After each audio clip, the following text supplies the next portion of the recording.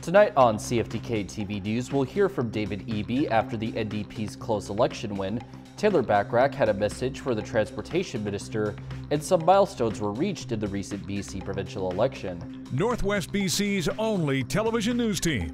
We are CFTK-TV News. Good evening, I'm Cale Maslin, and here's what's making the news in the Northwest and beyond for today.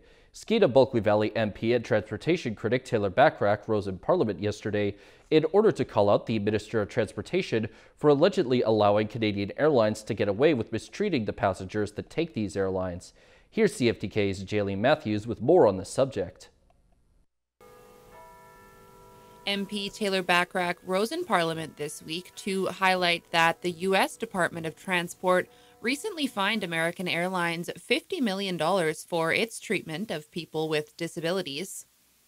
Well, here in Canada, people have been dropped on the floor. They've had their wheelchairs broken and lost. One even had to drag themselves off a plane by their arms. And this government's response, wait for it, the minister held a summit with plenty of nice words and zero action. Why is it that the Americans get a Secretary of Transport that stands up for passengers, while here in Canada, we get ministers of transport that continually cave to the big airlines? The Minister of Transport responded, denying a lack of action. I beg to differ. I'm standing up in this House today after meeting with our government's Chief Accessibility Officer to definitively emphasize how important passenger safety and accessibility is for this government. And I will repeat that over and over again in this House and outside of this House. There is nothing more important than non-discrimination and more accessibility and safety for our air passengers, rail passengers, and freight passengers also. Last year, following reports of passenger mistreatment, a study was done at the Transport Committee on the issue of accessible air transport for people with disabilities.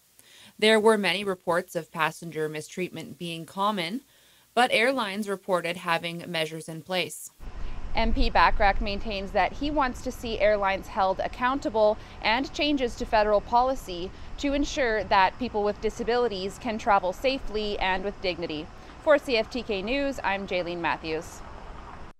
A brand new news release has revealed that Prince Rupert's Airport bus stop is set to switch to a brand new location as of this coming November 1st.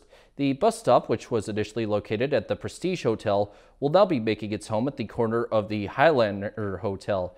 The new site is only about 2 blocks or so away from the previous site, and anyone who accidentally makes the trip to the old site thinking it's still operational will be able to notice signage that will direct them to the brand new site.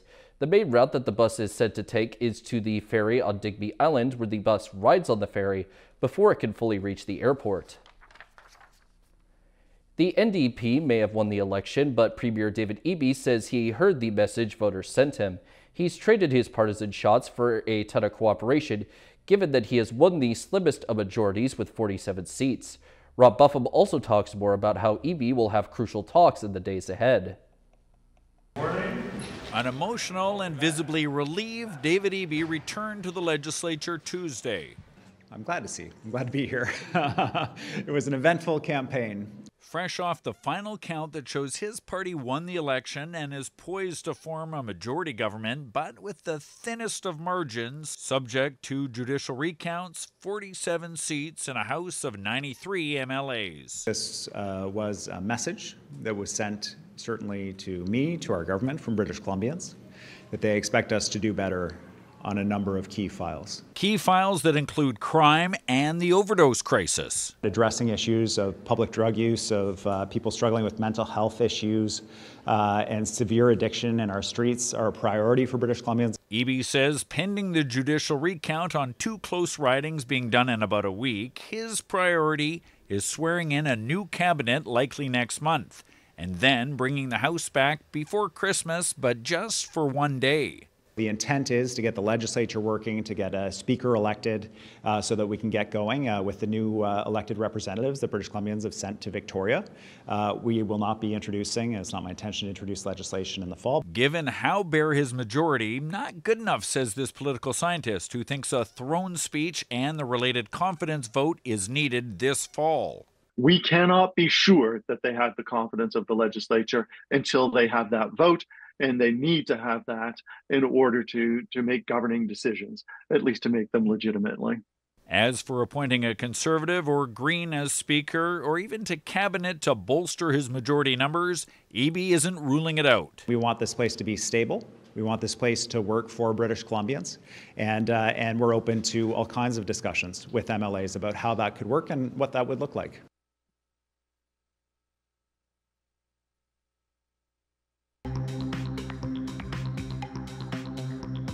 Coming up next, the RCMP managed to bust a major illegal cannabis operation. Welcome back. This past election saw a number of milestones hit as both the NDP and Conservatives are sending a record number of minority and female candidates to Victoria in what was an historic campaign for both parties. CTV's Craig Krause has that story. Turning of a tide. For the first time, more than half of elected MLAs in British Columbia are women. We actually have the first black woman who has been elected since 1972. 41% of our MLAs elected are women. Candidates from a historic campaign by both the Conservatives and the BC NDP who had over 60% elected. We've never had a number as this, and I think you have to go back to the last 3 or 4 elections. Elections that were full of first. Christy Clark becoming the first elected female premier. Hello! Followed by Melanie Mark in 2016. Becoming the first Indigenous woman to be elected as an MLA. I believe that anything's possible, and I also believe that it's about time. Mark spent 8 years in Victoria, serving as a minister for 5, before stepping away from the political arena in 2023. This place felt like a torture chamber. Ups and downs, balancing her roles as an MLA, a cabinet minister, while also raising a family. It's just really unmanageable. Those 18-hour days are long. There's a lot of work to do when you're a politician. You're an advocate, right? You've got a duty, you've got an honor to step up and be the voice of people that are relying on you to make change. Such as being a prominent voice for truth and reconciliation. But at times, Mark says because of her Indigenous roots, she was forced to be the sole representative. I'm doing the gross grind every day with my vision, my hope, my responsibilities, my duties, all the things that I want to carry. And someone wants to give me their backpack to carry up the gross grind. Like, I can't carry the work of our province by myself. A group effort, regardless of background, with a goal of bettering the province, something that Mark says parties need to work on. What would be your advice for other Indigenous women, or just women in general, considering a run in politics? Well, I think you have to take care of your health. Whether that's physical and/or mental. And as for what's next for Mark, well, she tells me after some time reflecting on her time in Victoria, she hasn't ruled out another run at politics, but is just enjoying being a rugby mom for now. Craig Krause, CTV News, Vancouver. The RCMP have broken up a black market cannabis operation on Vancouver Island. They've seized tens of thousands of edibles made to look like popular name brand chocolate bars and candy. CTV's Shannon Pedersen now on their warning for parents and why the illegal market for edibles continues to flourish. So as you can see here, these products are deceptively similar to the real thing. Kush Cat, Reefer's Cup, Dope Henry. These black market cannabis treats are made to look like popular name brand chocolate bars. Although these contraband candy bars and chips resembled professionally manufactured, packaged, and quality-controlled products, they had been produced in highly unsanitary and heavily contaminated mobile trailers and in the presence of other illicit drugs. 120,000 of these THC-laced edibles were discovered during an investigation into contraband cigarettes on Vancouver Island. These were being sold at a couple of dispensaries that are actually unsanctioned. These were not regulated. They were not approved by the province. While cannabis was legalized in Canada in 2018 and there are pot shops in most municipalities, legalization hasn't completely got rid of the illegal market. The black market for edibles flourishes because legal product choice is very limited and there are strict rules about THC levels per package. Some users look to unregulated shops and private sellers that offer more variety in their cannabis snacks. A UBC public health professor says the legal sellers should be allowed to adapt to the marketplace. Illegal markets never completely go away. The goal isn't to get rid of them, the goal is to minimize them. And so if the legal markets are responsive to consumer demand, and thoughtful about that and completely accurate about what they're selling and selling it in a way that works, then they're more likely to be able to compete with the illegal markets. RCMP are concerned black market products like these will appeal to children. With Halloween being several days away, we also ask you keep an eye out for these contraband products, as their deceptive packaging makes them difficult to distinguish from legitimate products. 6 people were arrested at the 2 unregulated cannabis shops at the center of the raid. Their stash was seized, but so far, no charges have been laid. Shannon Patterson, CTV News. Turning to tonight's weather, the North Coast will be home to a chance of showers with a low of 5 degrees. The Terrace-Kitimat area is likely to see a few showers of their own, plus a low of 4 degrees. And the Bulkley Valley and Lakes District should deal with some rain or flurries, while their low sits only at 1 degree. On the North Coast, the upcoming week may get a little sun at the start, but will be rainy the rest of the time as their high shifts from 9 to 7 degrees. In the Terrace-Kitimat area, the week for them will potentially get some mixed sunny and cloudy days, then an entirely sunny day before the rain comes back in as the high jumps between 7 and 5 degrees. And in the Bulkley Valley and Lakes District, the next week or so will be mostly filled with clouds and rain as their high bounces between 5 and 2 degrees. Checking out the highways now, visit Drive BC for the latest and up-to-date conditions, and as always, drive safe out there. On Highway 16, there is roadside brushing, snowing, maintenance work, utility work, construction work, a vehicle recovery, shoulder maintenance, slippery sections, and ditching. Highway 35 has snowing and 118 has some slushy sections. Highway 37 has some utility work, slippery sections, and roadside brushing. There is some construction work and bridge maintenance on the Nisga'a Highway, and the Telegraph Creek Road has slippery sections. And this is what the roads were looking like this afternoon around the region from the view of the province's highway cams.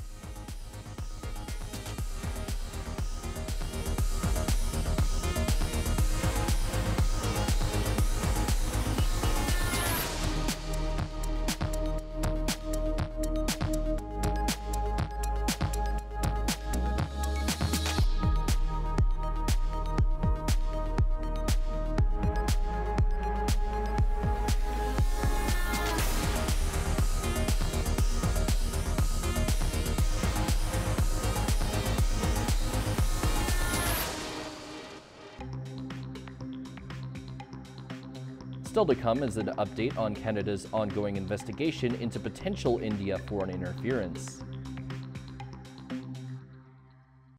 Welcome back. Bloc Québécois leader Yves-François Blanchet is beginning talks with the other federal parties to bring down Trudeau's government. The deadline for the Liberals to meet the Bloc's demands has recently passed without such a meeting happening, so Blanchet says he's ready to trigger an election. But as CTV's Mike Lecoteur reports, Canadians may not be heading to the polls just yet. The Bloc's deadline has come and gone, so Yves-François Blanchet is putting the Liberals on notice that his party is no longer supporting the government. However, Blanchet hasn't closed the door on negotiating. Bien, bonjour. The Bloc Québécois is reaching out to other parties with this letter saying it's ready to topple the Liberals. Absolutely ready to go into election tomorrow morning. Not only are we ready, but we might be expecting that with enthusiasm. It comes after the Separatist Party gave the government 5 weeks to meet 2 demands: extend a 10% bump to old age security for seniors and protect supply management from future trade negotiations. Unfazed, the Prime Minister told reporters discussions will continue. Over the past number of weeks, I've had some very good conversations with Mr. Blanchet. We agree as a party that we need to work on supporting vulnerable people and doing more for our seniors. Blanchet is open to more talks, signaling the Bloc can be brought back from the brink. If before they fall, they give us all we have asked under the terms that we have described, we don't have a choice but to take it. Now, a number of ministers said discussions do continue while also taking a dig at the Bloc's line in the sand. We don't want to be limited by what I call indeed an artificial deadline, artificial ultimatum. Now, despite the Bloc's deadline, no non-confidence motions can be brought forward in Parliament. All business has stopped as the Conservatives filibuster debate because the Liberals refuse to hand over documents about a green tech foundation that misspent government money. If the Conservatives want the government to fall, they will have to stop being childish. So we continue down the road towards having a federal election, even if the Bloc Québécois is still giving themselves a few off-ramps along the way. Mike Lecouteur, CTV News, Ottawa. Canada's top security officials have revealed more about Ottawa's response to India's interference campaign and the deadly violence targeting Sikh Canadians. Officials are accusing India's government of pushing a false narrative. CTV's Judy Trin reports. Top intelligence and security officials said they were pushed to reveal more details of India's campaign to root out Sikh separatists in Canada because lives were at risk. Public safety of Canadians has been the paramount consideration for all our actions when evaluating our relationship with India. Canadian officials said they tried to meet at least 6 times with their Indian counterparts to get their cooperation in their investigation of the murder of Hardeep Singh Nijjar. Nijjar was killed in June 2023. The most recent meeting was in Singapore with India's National Security Advisor. Canada presented evidence that officials in Narendra Modi's government were working through organized gangs to threaten Sikh activists. The government of India's response was to spread a false narrative that Canada showed them no evidence and that we were ignoring their concerns about Khalistani violence extremism. Earlier this month, India's High Commissioner in Ottawa was declared persona non grata and expelled with 5 other diplomats. New Delhi also expelled Canadian diplomats. With no sign that pressure is easing, activists are coming together to form a new national advocacy group and urging the government to stand firm. The focus will remain on India, the focus will remain on countering their foreign interference, and the focus will remain on elected officials within Canada to do the right thing and not bend the knee to India when times are tough and then put communities in situations where they're extremely unsafe on Canadian soil. The newly formed Sikh Federation of Canada is also calling for the suspension of intelligence sharing agreements with India. They're concerned that the Modi government is using the information to target dissidents in Canada. Judy Trin, CTV News, Ottawa. Less than a week from U.S. Election Day, both presidential candidates are making their closing pitch. Vice President Harris delivered a major speech in front of a massive crowd in Washington, D.C., while former President Trump seeks to counter her message. NBC's Bree Jackson has the latest. A critical moment in the 2024 presidential race. We're going to fight like hell for the next 7 days. Are we ready to vote? Are we ready to win? Vice President Harris making the case that the former president is a threat to democracy. Preparations are underway for her to deliver her closing argument from the ellipse, as a reminder of the day that Trump urged his supporters to go to the U.S. Capitol on January 6th. It's either going to be Donald Trump sitting behind that desk, writing out his enemies list of who he's going to seek revenge and retribution on. Harris sending an optimistic message about the country's future if she's elected. We are fighting for a democracy. We're not about the enemy within. Former President Trump arguing that Harris is the one dividing the country. A campaign of destruction.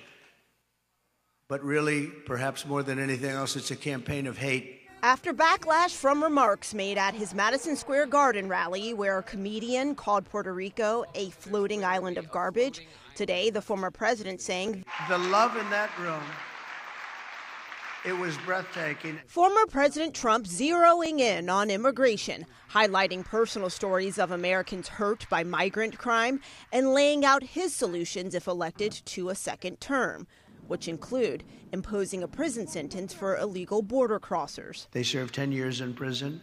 They won't come back. And if that's not long enough, we'll have to do something else. But we don't want them back. Both candidates making the argument that they should lead the country. Voters will have the final say. In Washington, Bree Jackson, NBC News. And now we turn our attention to how the stock markets are looking as of today compared to yesterday.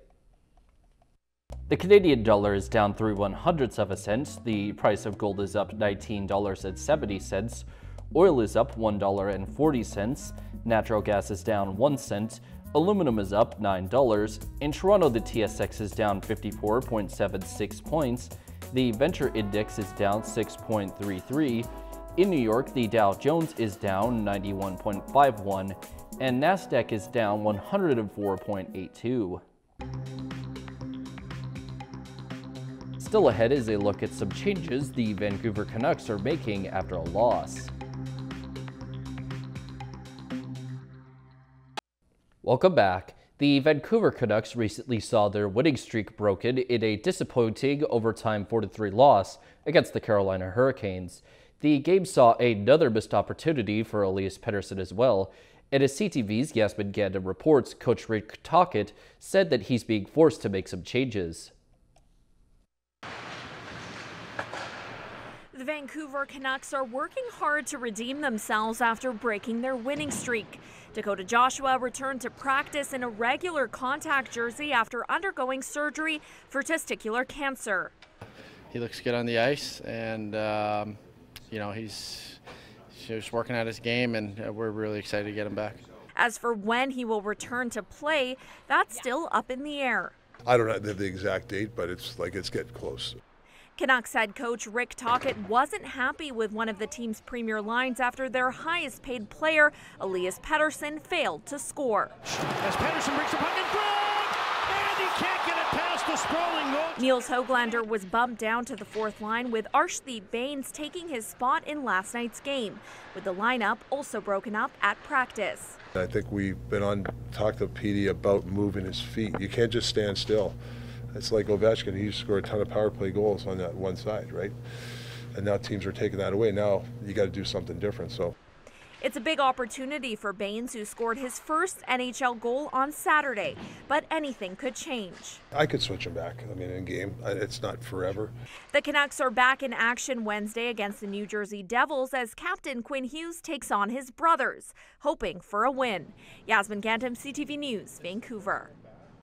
Avian flu has been detected at a fifth farm in BC this fall. The Canadian Food Inspection Agency says the latest outbreak has been detected in a commercial poultry flock in Abbotsford. It came 2 days after the agency announced an outbreak in Chilliwack, the third in that area, while the other two are in Abbotsford.